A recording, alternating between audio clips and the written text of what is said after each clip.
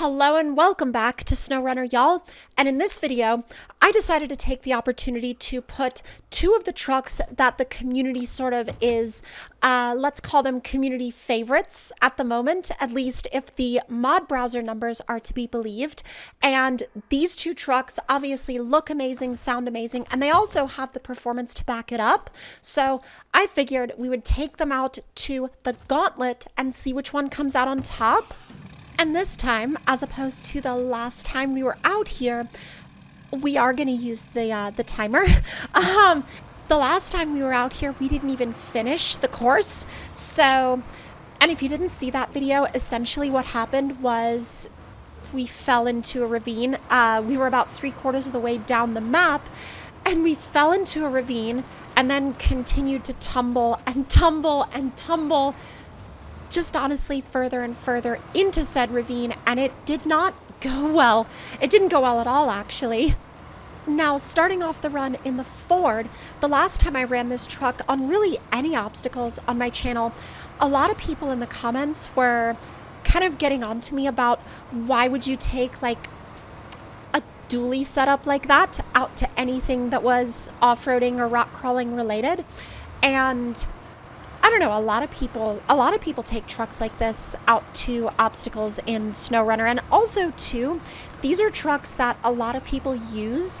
And so I figured that with these trucks being very popular at the moment, there's gotta be some people that are trying to get to really obscure places in the game with these dually set up trucks. Although you may still think I'm just, stupid for even taking these trucks out here. So I don't know. If that's the case, just let me know how angry you are in the comments down below. I will say, if we're talking about real world off-road stuff, I would definitely not run tires that are this low profile in really any off-road situation, because the more sidewall you have, the more you're obviously going to be able to just honestly have more reliability in general going over whatever obstacles are in your way. You're also not going to be able to air down with a setup like this. So it really all comes down to what you're comfortable with running. Although, I mean, if you're talking to someone that actually wants to go out into the middle of nowhere and wants a reliable truck, you're not going to be running a wheel and tire combo that's anything remotely like this one. I will say though, the Ford does feel like it has a longer wheelbase than the Dodge. It definitely drives like it has a longer wheelbase than the Dodge. And that may or may not have contributed to some of these scenarios in which the Ford was a lot happier to get high-centered than the Dodge was. So keep that in mind if you're planning on doing anything like this with either one of these trucks, because the Ford was definitely a lot more prone to high centering. Although we also took it very far outside its element, so we can't really blame it on the Ford. And of course, just for clarity, because I didn't show the build process of either one of these trucks, they're both running as similar of a setup as I could get them to run, if that makes sense. They're both running the highest crawler spec suspension. They're both running, I believe they're both running the exact same size tires. Obviously not the same tire model and tire type, but they're both running similar size tires. I believe they're both on 44s for both of these runs. And I also did decide to run the quote-unquote cheater spec tires, but to be brutally honest, even the cheater spec tires honestly don't feel like cheating on a map like this, because a map like this is still going to be genuinely difficult even if you are running tires that are extremely gripped up and extremely capable. So honestly, it just depends on the tires that you pick. Fully come down to how difficult of an experience you want to actually have on a map that's already this difficult anyway. Because that's really what it comes down to. I mean, yes, it's a hard map, but the lower you set your own grip levels, the harder you're going to make the map itself. The lower grip your tires are, essentially, the harder the map is going to be. And so, I mean, if you want to talk about being able to set up your own experience, the best way to do it is to honestly just choose your grip level that suits whatever level of difficulty you would like to have. And if y'all would like to see any more of these sort of competitive truck versus truck style matchups, let me know in the comments down below, because a map like this actually makes challenges like this really easy to put together, because obviously there's a built-in timer, so we can actually see genuine times. And the map itself also tests so many different elements of what the trucks can do. So when you actually look at it kind of from that standpoint, it makes these pretty easy to put together.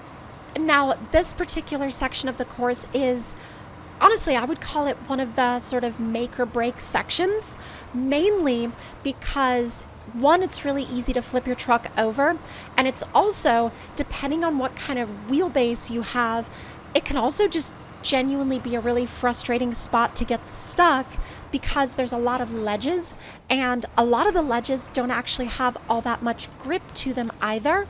And this next section, of course, you have to be really careful through here. Because guess who fell off of that cliff on the left on her very first run through the course? Me. So approach that section with relative caution. And I mean, obviously, caution in a game like this, caution in an experience like this, is all a relative thing. It's all a relative quote-unquote concept, because technically, I'm not really exhibiting much caution, because we're running both of these trucks pretty much as flat out as we can. I mean, I am almost rolling over in a lot of these areas, but I just wanted to put together as quick of a time as I possibly could. And I think both of these trucks really put down super impressive times, although I'm not going to tell you what they are, because, you know, you're going to have to watch the entire video to actually know. Or, I mean, you could skip ahead if you wanted to, but you would be missing so much. But then again, that's entirely your prerogative, and so I'm not going to tell you what to do. I don't know why I always feel like I have to make that disclaimer.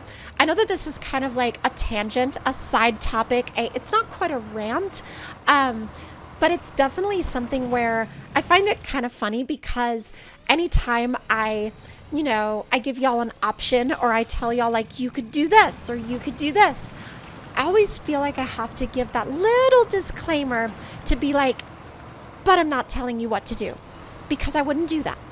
So anyway, now that we've gone off on, I don't know how many tangents we've gone off on at this point, because it's quite a few. Maybe we should get back to commentating on the actual gameplay that's going on. I don't know. It seems like a novel idea in this day and age. Maybe. I don't know. Could be wrong, though. But as I got further and further down the course, I think I almost felt like I would have done a little bit better if I had gone with a different gearbox setup, because this one, on this course anyway, just either felt like I was always going too slow or too fast. Still managed to put down a pretty good time of 7:44, and at this point, I didn't necessarily have any frame of reference to go off of whether or not that was a competitive time or not, but I decided to let this thing have a quick nap while we went and grabbed the Dodge. And I was actually really excited to take on the course in this truck, because it was almost like this one felt a little bit more interesting to me, because now I had a frame of reference from which to go off of.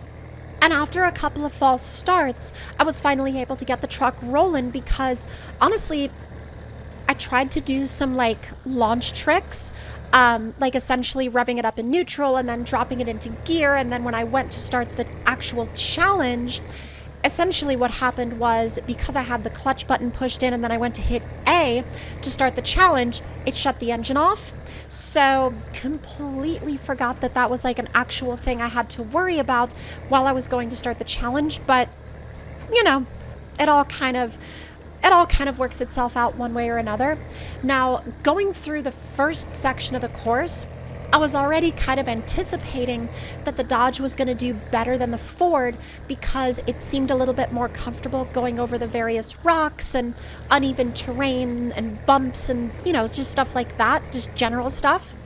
However, and you'll be able to see this a little bit later on, I feel like I got a little bit ahead of myself in the dodge because I got a little overconfident.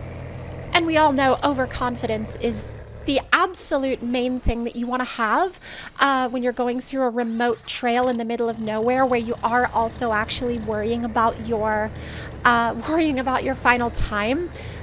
Because, I don't know, that's just what you always want to worry about, right? It's great. It's the best. And now, of course, obvious sarcasm is obvious, but I feel like sometimes I do have to point out the sarcasm, because every once in a while, someone in my comments will hear something that was supposed to be sarcasm and think I'm being serious, and then they'll just go on a rant in the comments, which, I don't know, if you want to help me out in the algorithm, that would be great. Your hate comments also help, so thank you.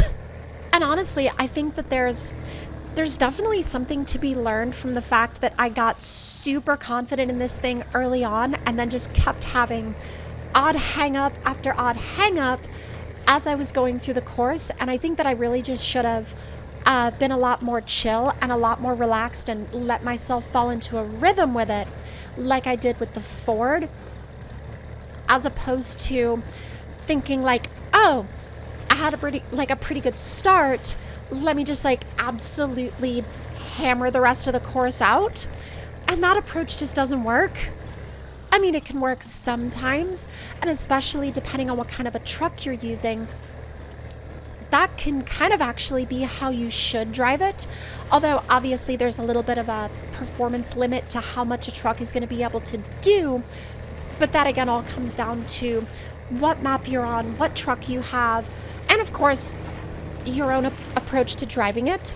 Now, the mud section here that we're on our way through, this section actually requires a little more strategy than you might think, because I kept trying to sort of flick this thing into automatic mode. However, the automatic mode just eventually stopped. It eventually stopped being a good idea because, as you'll see a little bit later, I started to accidentally go into reverse. And, that's just, once that starts happening, you've kind of ruined your time. And when you see how close these two trucks actually were in terms of finishing times, I think that if I hadn't messed up a couple of those gear changes, they might have actually almost directly tied. But then again, that's all a hypothetical, and anything that's hypothetical is just going to remain up in the air, obviously, unless you rerun the scenario over again. So if you want to run these trucks through this map yourselves and see what kind of results y'all get, let me know in the comments below if you do actually decide to do that, because it was a really fun challenge. And I think it could be a really fun challenge not only for the trucks themselves, but for y'all also as just people that enjoy the game. And honestly, at this point, I thought I was starting to claw some time back from the Ford, because it was just really picking up the overall pace.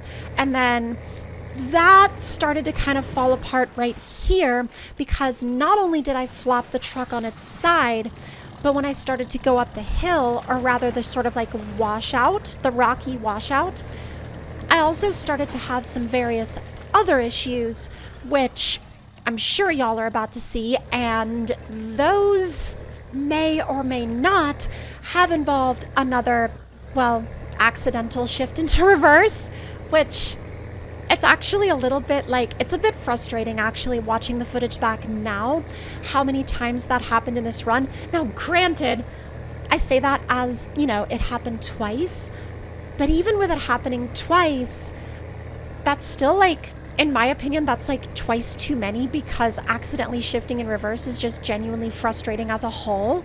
And as we inched further and further toward the finish, I can honestly say that my worries that this was going to be a slower run started to get a little bit bigger and a little bit bigger and a little bit bigger and a little bit bigger as time went on. And I can definitely say that my fears were not entirely unfounded, because as I flopped again on the truck's side, I was like, okay, the only way we're going to actually be able to pull off any sort of win at this point was pretty much if we just nailed down an extremely fast final section, which unfortunately didn't happen. Although I will say I wasn't as far behind the Ford as I thought I was going to be. And then when I flopped on my side again, I was kind of like, yeah, that's probably going to be about it for the Dodge. But since we are about to see that final time, let me know in the comments down below if y'all would like to see more Gauntlet battles like this one.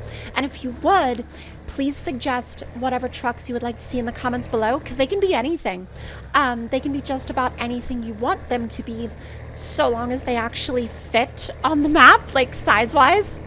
But with that being said and done, if you did enjoy the video, let me know your thoughts and opinions in the comments below. Hit the like button if you enjoyed, subscribe if you're new, and I will see y'all next time.